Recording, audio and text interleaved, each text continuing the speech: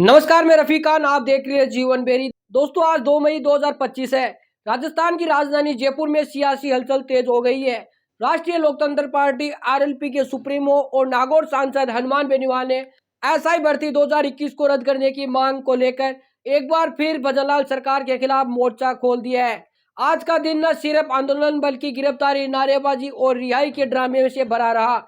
आइए पूरे घटनाक्रम को विस्तार से समझते हैं और जानते हैं कि हनुमान बेनीवाल की आगे की रणनीति क्या हो सकती है।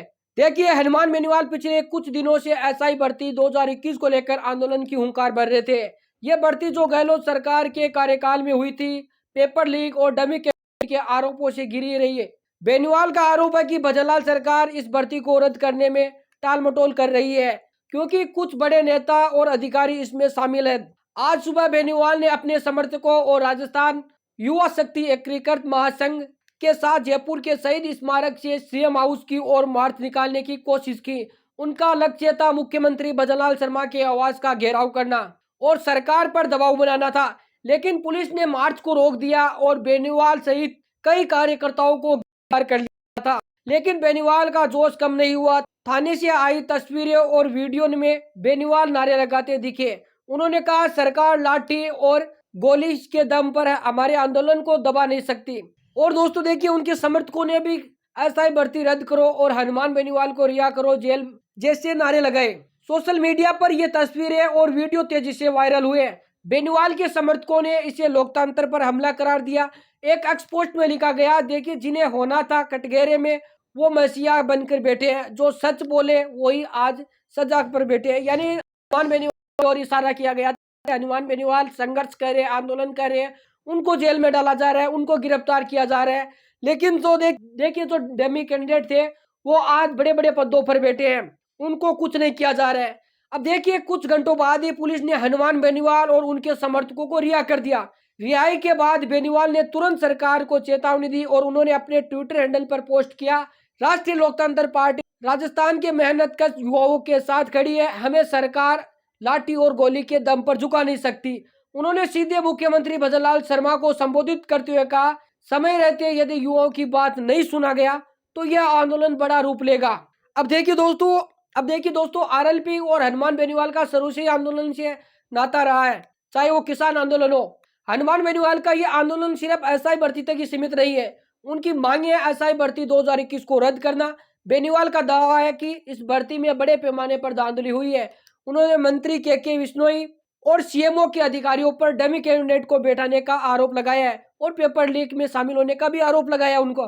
बेनीवाल ने राजस्थान लोक सेवा आयोग आरपीएससी के अध्यक्ष संजय सोत्रिय पर निशाना साधते हुए कहा है कि पहले गहलोत के करीबी थे और अब भजनलाल के वे आरपीएससी को भंग करने की मांग कर रहे हैं। यानी हनुमान बेनीवाल भी देखिए अब आरपीएससी को भंग करने की मांग कर रहे हैं। बेनीवाल ने रीट 2021 अन्य भर्ती परीक्षाओं के पेपर लीक की सीबीआई जांच की मांग की है। और ये तो देखिए शुरू से ही सीबीआई जांच की मांग की जा रही है, क्योंकि देखिए कई स्टूडेंट ऐसे भी हैं जो ईमानदारी से लगे हैं। अगर भर्ती रद्द हो गई तो उनका क्या होगा, सरकार उसके बारे में भी सोचे। बेनीवाल ने यह भी कहा है कि यह आंदोलन युवाओं के भविष्य और लोकतंत्र की रक्षा के लिए है। देखिए दोस्तों, बेनीवाल के समर्थक है इसी क्रांति बता रहे हैं। जो आज आंदोलन हो रहा है, जो इनकी गिरफ्तारी हुई है, उनको क्रांति बता रहे हैं। पिछले कुछ दिनों से बेनीवाल शहीद स्मारक पर धरने की अगुवाई कर रहे थे, लेकिन जैसा कि एक समाचार स्रोत में उल्लेख किया गया कि, और देखिए सोशल मीडिया पर भी कई वीडियो वायरल हुए, उन्होंने कहा कि बेनीवाल की जो आंदोलन है वहां पर भीड़ नहीं है, ये नहीं है, वो नहीं है। और देखिए बड़े आरोप लग रहे थे कांग्रेस और बीजेपी के बड़े नेताओं पर कि बेनीवाल की जो आंदोलन है उसको कमजोर करने की कोशिश की जा रही है। फिर देखिए दोस्तों, इसके बावजूद बेनीवाल ने हार नहीं मानी। उनकी गिरफ्तारी और रिहाई ने आंदोलन को एक नई हवा दी है। सोशल मीडिया पर उनके समर्थकों का गुस्सा साफ दिख रहा है और कई लोग इसे लोकतंत्र पर हमला भी बता रहे हैं। हनुमान बेनीवाल की रणनीति दोस्तों अब आक्रामक होने जा रही है। संभावना है कि उनके बयानों और पिछले आंदोलन के आधार पर यह कदम संभावित होंगे। देखिए, बेनीवाल ने पहले भी कहा था कि जरूरत पड़ी तो वो है कि 1 लाख युवाओं के साथ जयपुर में रैली निकालेंगे। आज की गिरफ्तारी के बाद वो इस दिशा में तेजी से बढ़ सकते हैं। बेनीवाल ने देखिए पहले भी चेतावनी दी है कि सीएम कार्यालय और विधानसभा का घेराव करेंगे। उन्होंने पहले ही कह दिया था सुबह कि वो सीएम हाउस का घेराव करेंगे। बेनीवाल सोशल मीडिया पर काफी सक्रिय है और उनकी देखिए काफी सक्रिय है सोशल मीडिया।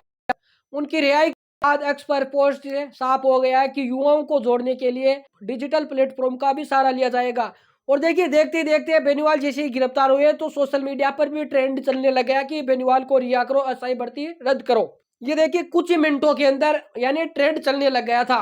राजस्थान की युवा शक्ति एकीकृत महासंघ पहले से उनके साथ है।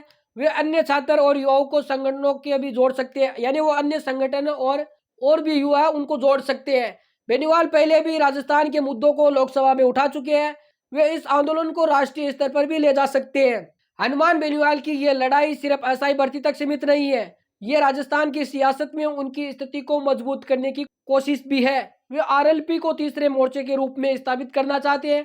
हालांकि देखिए, खींवसर उपचुनाव में उनकी हार और धरने में कम भीड़ ने उनकी रणनीति पर सवाल उठाए हैं। दूसरी ओर उनकी गिरफ्तारी ने उन्हें सहानुभूति दी है। अगर वे इस आंदोलन को बड़े स्तर पर ले गए तो ये भजनलाल सरकार के लिए मुश्किलें खड़ी कर सकता है। साथ ही कांग्रेस की चुप्पी भी बेनीवाल लगातार हमला बोल रहे हैं, उनकी चुप्पी पर भी, विपक्ष की चुप्पी पर भी बेनीवाल लगातार हमला बोल रहे हैं। और देखिए, विपक्ष की राजनीति पर भी असर पड़ सकता है। 2 मई 2025 का दिन हनुमान बेनीवाल के लिए एक नया मोड़ लेकर आया है। उनकी गिरफ्तारी, नारेबाजी और रिहाई ने इस आंदोलन को सुर्खियों में ला दिया है। अब सवाल यह है, क्या बेनीवाल इस जोश को बरकरार रख पाएंगे? क्या उनकी मांगे पूरी होगी या नहीं, या सरकार इस आंदोलन को और दबाने की कोशिश करेगी? आने वाले दिन राजस्थान की सियासत के लिए निर्णायक होंगे। तो ये थी हनुमान बेनीवाल के आज के आंदोलन की पूरी कहानी।